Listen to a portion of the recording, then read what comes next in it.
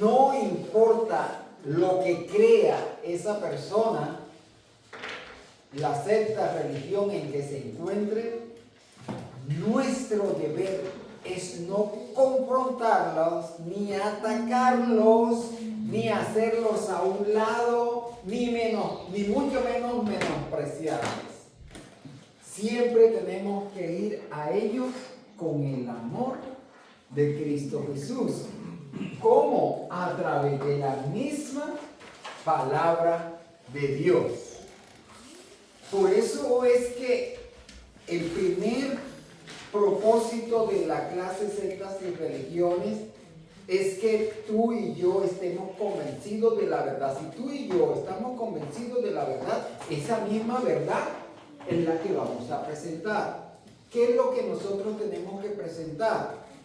Tenemos que presentar las buenas nuevas de salvación en Cristo Jesús como nuestro Salvador, como nuestro Redentor. Por ejemplo, en el caso de los de los musulmanes y cualquier otra religión de este mundo, de Medio Oriente, que son bastante fuertes y que tienen posiciones radicales.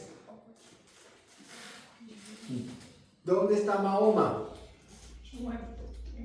¿Dónde está Buda? Están en la tumba. ¿Dónde está Jesús? Jesús resucitó y está a la diestra de Dios Padre.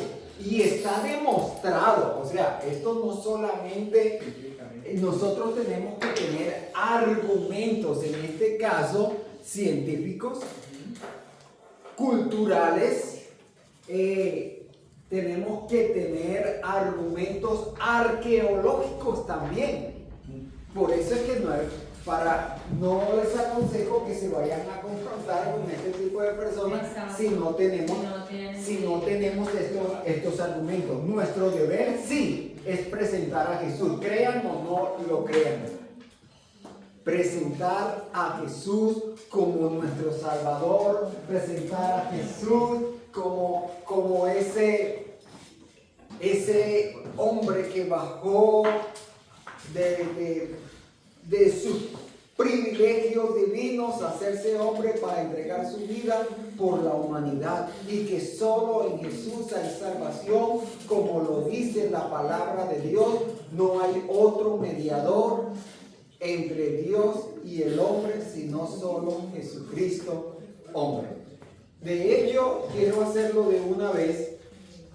Quiero presentarles un videíto que nos va a ayudar a que nosotros nos documentemos de argumentos cuando no solamente a una persona que está en una secta religiosa, sino ahora hagámonos la pregunta: ¿cómo vamos a confrontar a un ateo?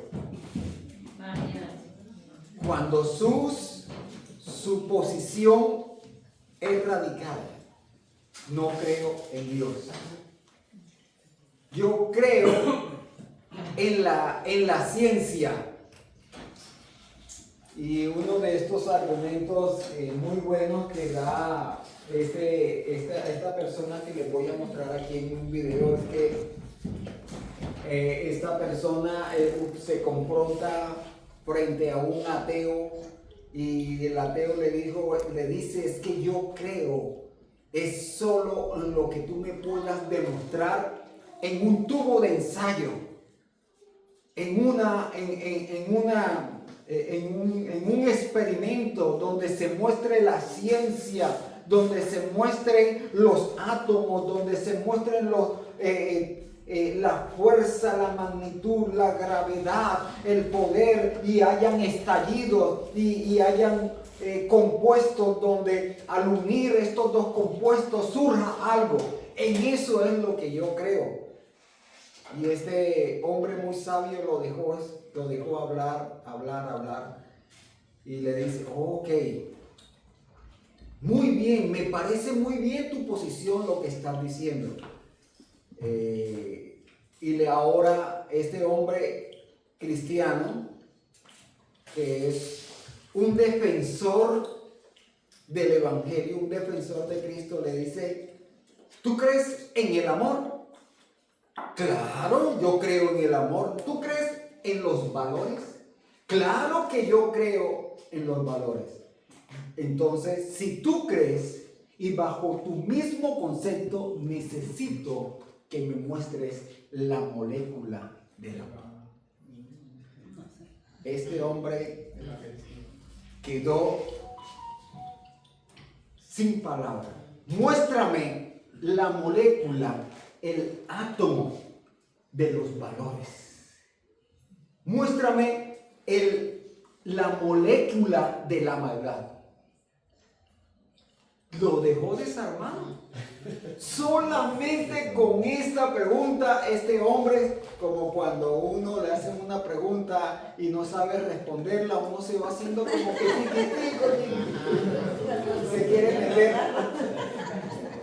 Entonces nosotros necesitamos tener argumentos. Y mire que no es nada del otro mundo, es tener la palabra perfecta para poder controvertir una posición basada en la ciencia o basada en un argumento teológico.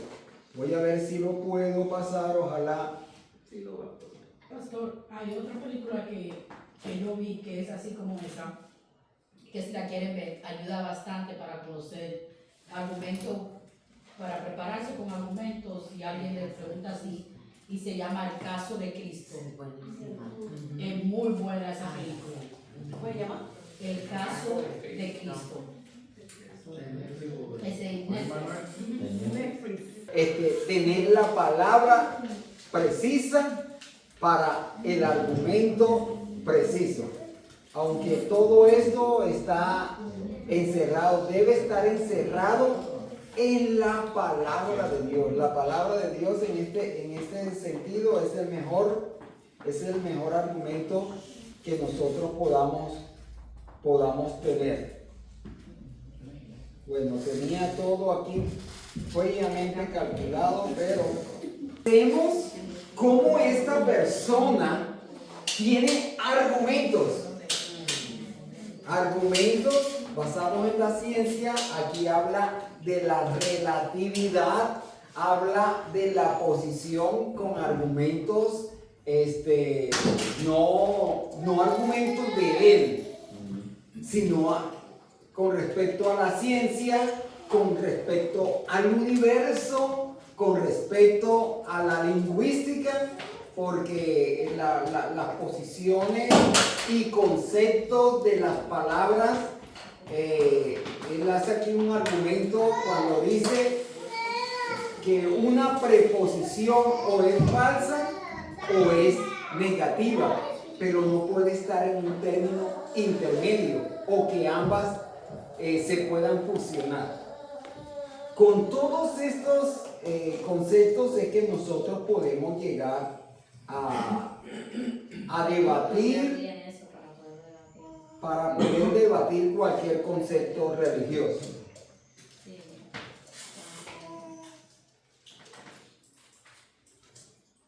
Características de las sectas es lo que vamos a ver ahora. Hasta donde alcancemos, vamos a ver estas características de las sectas.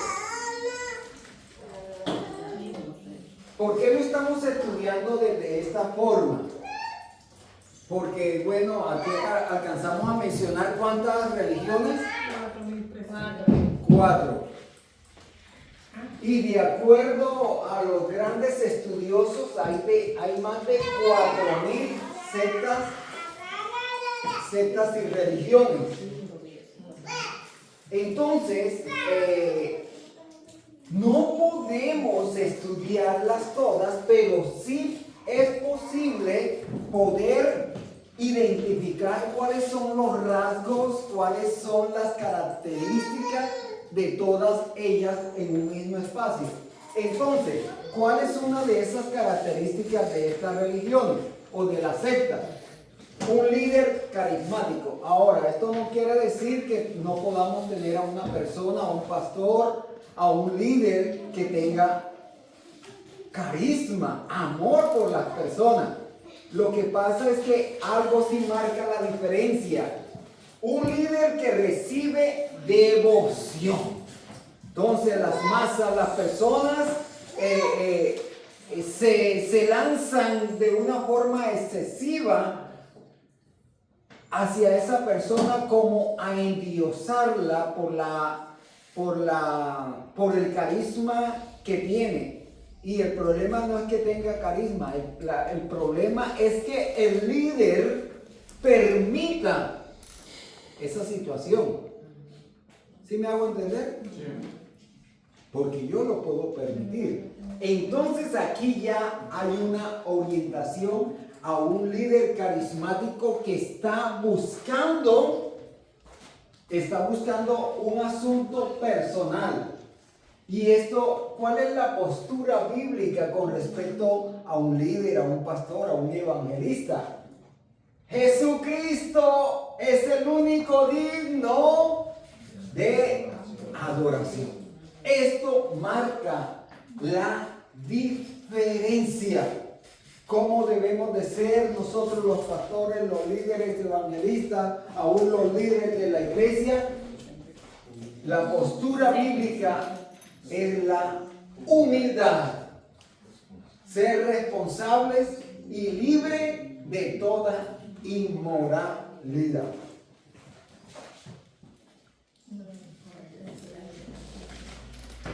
La otra característica de las sectas y religiones es la autoridad extra bíblica.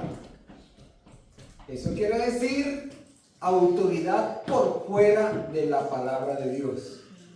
La iglesia, nosotros como cristianos, debemos de estar enfocados en netamente la palabra pura. Nosotros no podemos predicar, no podemos enseñar algo que esté por fuera de la palabra, algo que esté, que no tenga argumento bíblico. Autoridad extrabíblica, sustitución de otra fuente de autoridad por encima de la Biblia. En algunos casos la autoridad puede ser un conjunto un conjunto de tradiciones, como en el caso del catolicismo romano o el cristianismo ortodoxo, que muchas veces se basa en la cultura, se basa en las tradiciones. Entonces yo hago esto de esta forma hoy porque así lo hicieron mis abuelos. Mis abuelos pertenecieron a tal corriente, movimiento, y así lo sigo haciendo yo. No, ese no debe ser el argumento. El único argumento que tú y yo tenemos que tener hoy día es porque así lo dice la palabra de Dios. La palabra de Dios me dice que si yo confieso con mi boca y confieso con mi boca que Jesús es el Señor y creo en mi corazón que Jesús le levantó de los muertos, entonces soy salvo. ¿Eso lo dice la Biblia? ¿Lo dice la palabra de Dios? Sí. Si lo dice la palabra de Dios, yo voy y investigo. Yo tengo que, todo lo que tenga, toda enseñanza, yo tengo que filtrarla a través de la palabra de Dios. ¿Qué dice 2 de Timoteo capítulo 4, verso 3 al 4? Alguien que me ayude. 2 de Timoteo capítulo 4, versos 3 y 4. Aquí el asunto de este punto es que a veces la Biblia es desplazada por revelaciones. Y para este caso también los mormones usan un libro que le llaman el libro de Mormón, el libro de la ciencia y la salud. Y estos libros desplazan la verdad bíblica. Yo creo que les dije el lunes pasado que investigaran acerca del ángel Moroni. ¿Alguien investigó? ¿Quién fue el ángel Moroni?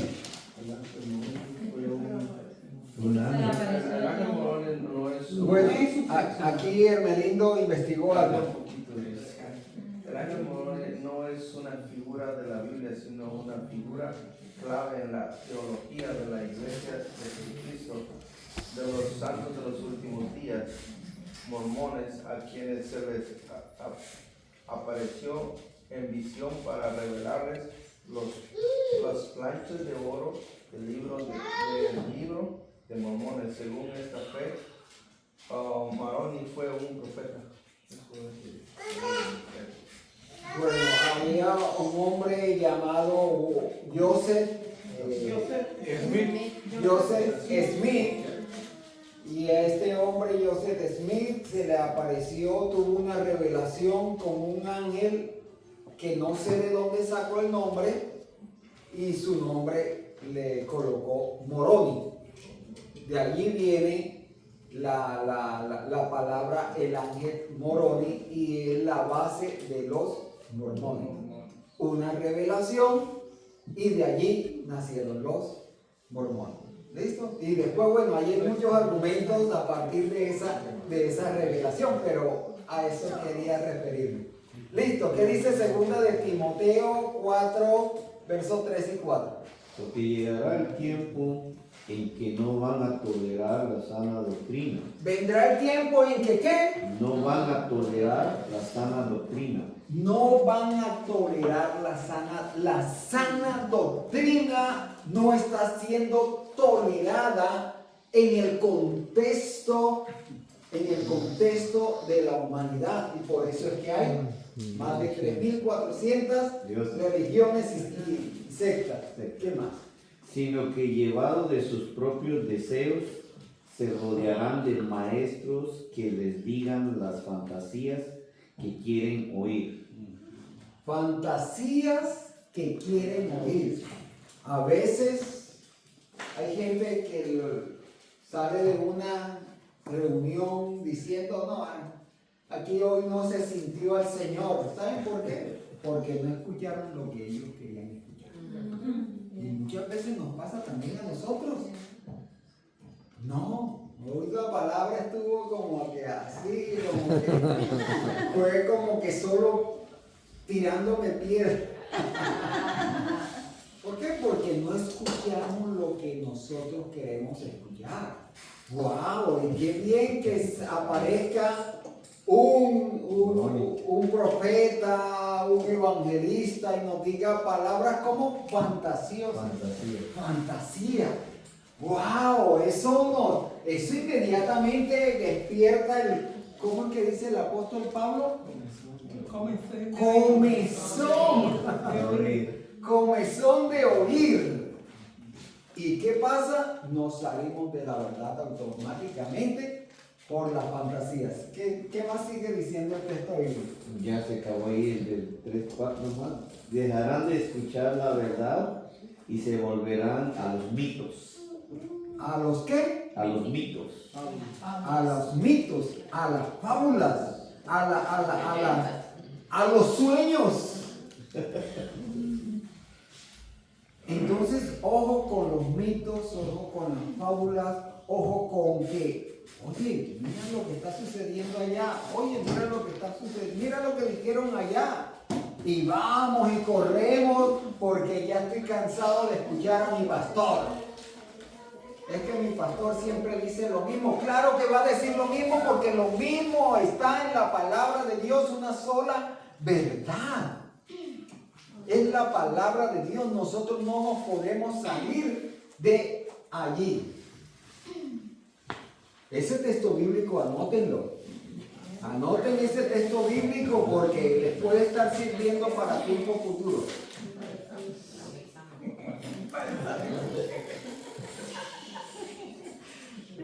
El que tiene oído para oír, que oiga.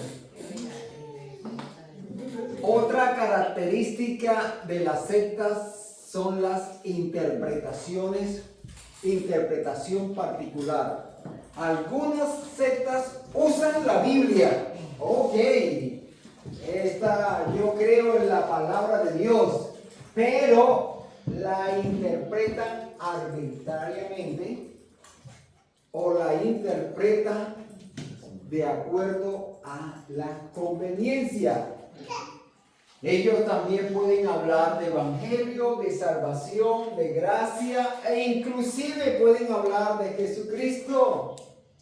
Pero muchas veces cuando vamos a estudiar y cuando ellos vamos a ver cuál es la doctrina de ellos, entonces sí hablan de Jesucristo, pero aún muchos hablan de Jesús no como nuestro Salvador, no hablan de la divinidad, niegan la divinidad de Jesús, aduciendo que Él fue solo un profeta.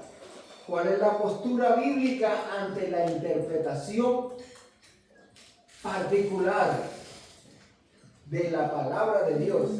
La Biblia debe interpretarse con principios universales de la hermenéutica, contexto y claridad. Ya vimos una materia llamada hermenéutica y en esa materia de hermenéutica vimos cuáles son los principios y las claves de la interpretación bíblica, y que esta en el libro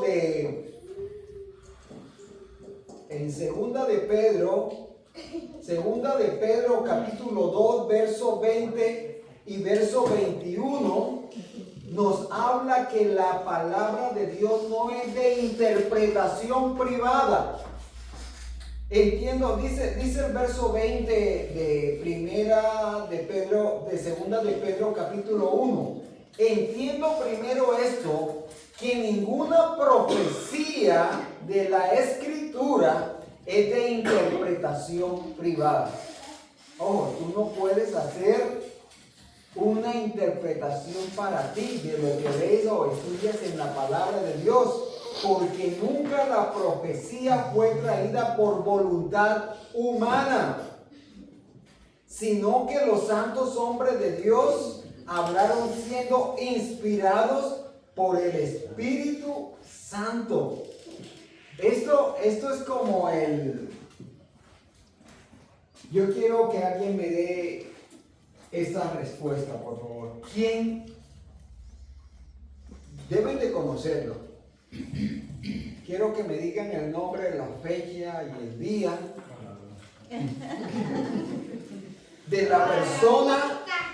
de la persona que inventó el oro. Ya no sé, Si hay premios, sí. Si hay un premio, díganme la fecha, el nombre y el día del inventor de esta piedra preciosa, del oro. ¿Quién inventó el oro? Lo descubrió. ¿Quién lo descubrió? Oiga, me sorprende que muchos lo dudaron.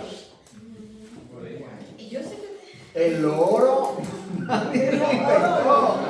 eso es una piedra El oro. de la mina. Pero mira lo que me dice Oscar. Es una piedra. El oro no se inventa, el oro se descubre. Asimismo en la palabra de Dios.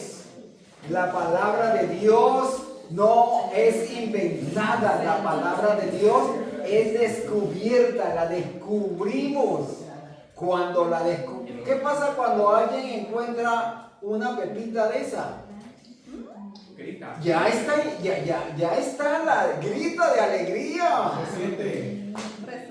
Pero primero, antes de gritar de alegría, tiene que ir a probar. La es mantica, oro. la mantica. La mantica, Ah, sí, la mantica. Yo vi una película yo en África. Mucha gente.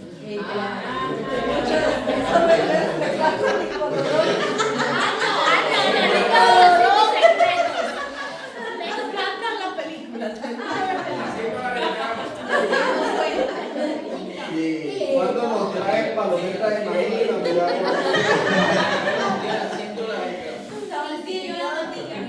Yo soy representado, muchos que hablan africano, entonces ellos lo están descubriendo y ellos la mastican, entonces tienen muchos militares al lado que están chequeando, porque hay muchos de ellos que cuando la chequean se la pueden tragar y lo tienen ahí. So, ella la mastica y se ve si es Esa es verdadero. una técnica, ¿verdad? Aprendamos esta técnica para probar. Si la mastica ahí y que es dura, El oro no es magnético, con un imán se frena. Las escrituras, la palabra de Dios se interpreta a sí misma. Las profecías decían cosas que ni ellos mismos, quienes, los que la escribieron, no sabían lo que estaban escribiendo, pero la revelación del Espíritu Santo, el intérprete, el dueño, el autor de la palabra de Dios es uno solo. Y por aquí creo que les tengo un análisis. Bueno, aquí tengo el texto bíblico. Este texto bíblico también es muy bueno. Las reglas de la hermenéutica no son inventadas por el hombre, sino descubiertas, así como sucede con el oro. El oro se descubre, no ha sido inventado. Los profetas hablaron cosas que no comprendían totalmente. Otros profetas en diferentes tiempos trajeron la interpretación. Jesús interpretó las escrituras. Los apóstoles interpretan las escrituras asimismo de la forma como es revelado a través del Espíritu Santo de Dios. Trae revelación a nuestras vidas y basado en la palabra de Dios interpreta la misma palabra. Cuando nosotros escuchamos, o si tú y yo en alguna oportunidad tienes la oportunidad de leer el Corán, te vas a dar cuenta que el Corán es un solo libro. El Corán es un solo libro y a ellos está dividido en capítulos. Esos capítulos ellos le llaman suras. Y es un solo libro escrito por un solo autor. Ahora, ¿qué diferencia hay con la palabra de Dios? La diferencia es que la Biblia, la palabra de Dios, está compuesta por 66 libros con 40 autores diferentes. Y esos autores estaban distribuidos en 3 continentes diferentes y fue escrita en un lapso de 1500 años. Entonces imagínense 1500 años de un extremo a otro. Diferentes autores en 3 países diferentes y resulta de que este autor no se conoció con estos 40 autores no se conocieron entre sí para ponerse de acuerdo para escribir un libro que cuando lo estudiamos nos vamos a dar cuenta que todo el libro tiene un solo objetivo, que es presentar a Jesús como nuestro Salvador y nuestro Redentor. Entonces, ¿esto no les parece maravilloso? Un lapso de 1500 años, más de 40 autores en 3 países diferentes y con un solo mensaje. ¿Saben por qué esto es posible? Porque tiene un solo autor y es Dios mismo. ¿Listo? Bueno, de las herejías aquí ya habíamos hablado. Bueno, aquí se me fueron en inglés. Las distracciones que buscan las sectas y las religiones, distraer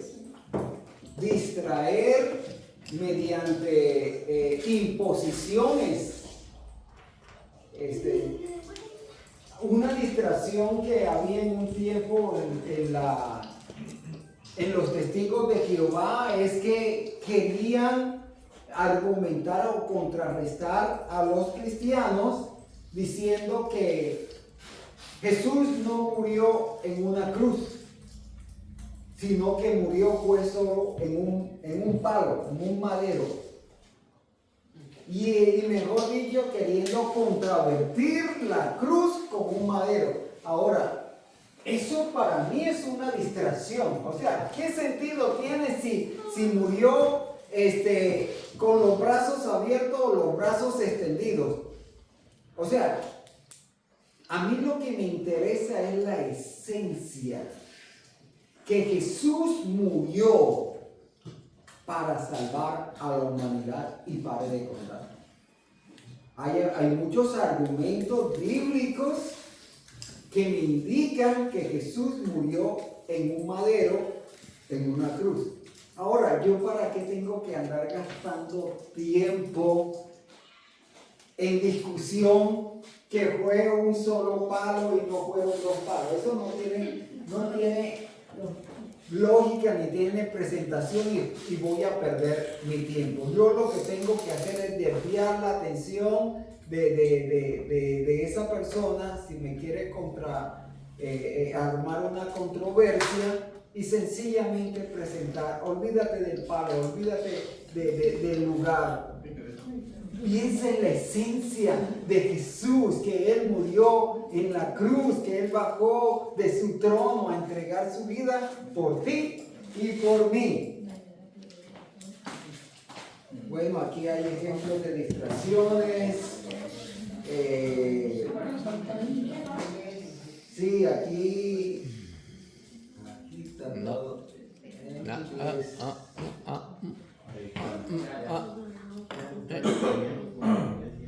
Lo que pasa es que estoy en un curso de inglés y entonces estoy picaneando aquí para aprender inglés.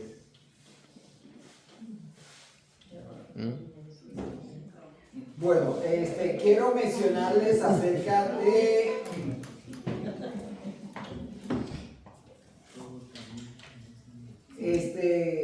hay una característica que es muy notable en las sectas, es el control. Queriendo usar técnicas, las religiones y las sectas en su gran mayoría usan técnicas de aislamiento, de manipulación o control sobre sus seguidores. E inclusive hay sectas y religiones que dividen familias. Yo no sé si han escuchado de una religión o una secta por allí que dice que no se puede hacer transfusión de sangre. Sí. Los testigos de Barrabás, ¿qué digo de ellos? Sí, porque entonces ellos aducen que no se puede hacer transfusión de sangre. Y cuando un familiar de estos miembros de esta secta se hace transfusión de sangre, inmediatamente le dicen, ni lo determine. Puede ser muy hermano, muy primo, muy mamá o papá, usted no lo puede determinar porque está contaminado. O los mormones que no pueden tomar café. ¿Cuántos mormones hay aquí? Yo, pastor, no tomo café. No se puede tomar café porque el alma se vuelve negra.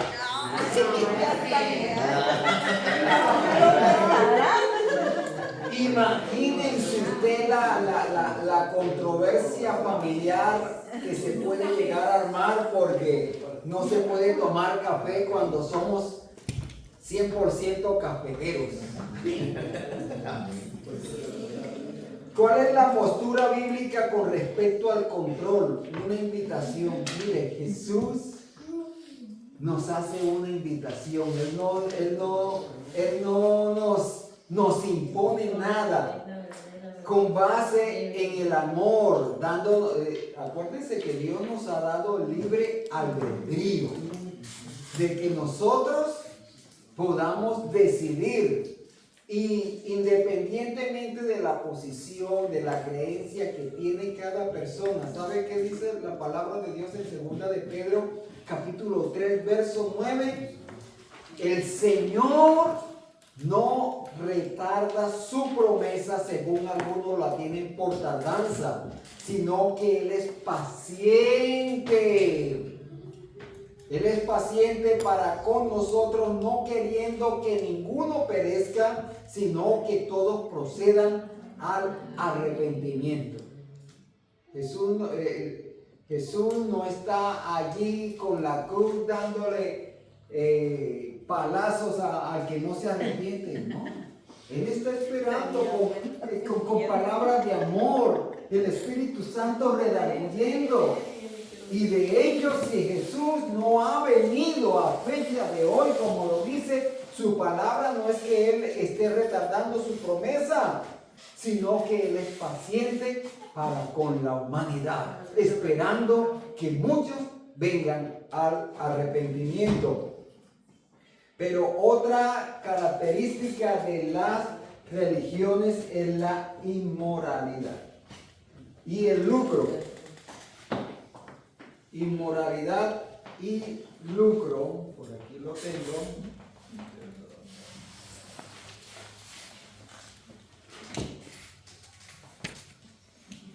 Ya vimos el control, inmoralidad y lucro.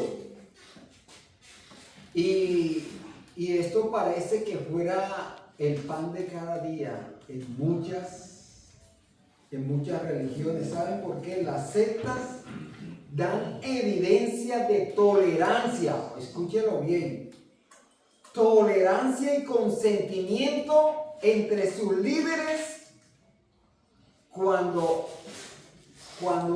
tienen conductas inmorales. Los que cometen abusos justifican o esconden sus abusos de tal forma de que no respondan ante las autoridades civiles, ante la justicia. Y otro punto es la parte monetaria.